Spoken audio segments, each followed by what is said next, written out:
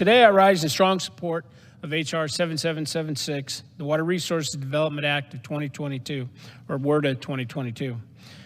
3 weeks ago, we advanced this bipartisan legislation out of committee by voice vote, and I'm proud to continue the bipartisan tradition of passing a water bill every 2 years, as the chairman pointed out, something we've done since 2014. And I want to thank Chairman DeFazio and the Water Resources Environment Subcommittee Chair, Napolitano, and Ranking Member Rouser for all their hard work and support in getting this legislation across the finish line here in the House. WRDA 2022 authorizes water infrastructure projects and policies that are critical to local communities, but also provides far-reaching benefits to both the region and our national economy. With the current supply chain crisis and surging inflation our country faces, it is more important than ever that Congress continues to support our nation's water infrastructure that keeps our economy moving and protects our communities.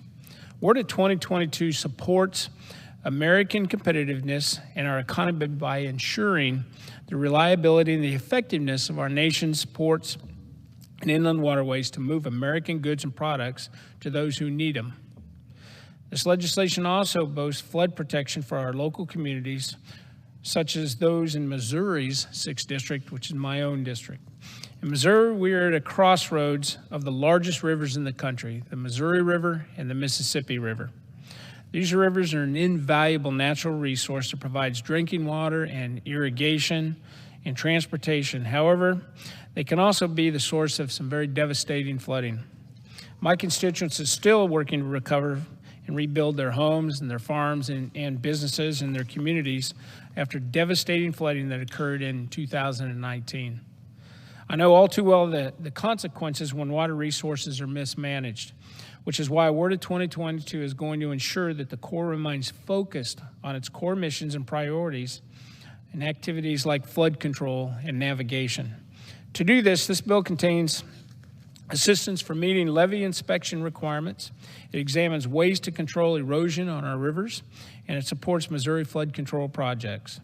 These and other provisions in WRDA 2022 are going to provide benefits not only to Missourians, but citizens all across the country who depend on water, resources, and infrastructure in their daily lives.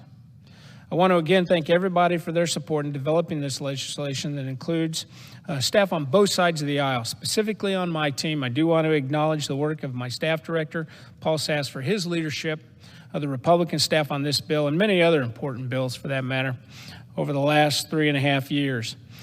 At the end of this week, Paul's going to be leaving the committee after more than 20 years of public service on Capitol Hill and all of that time working for me in my personal office or on my committee staff. And I want to thank him for his dedication and his guidance and friendship over the last 2 decades.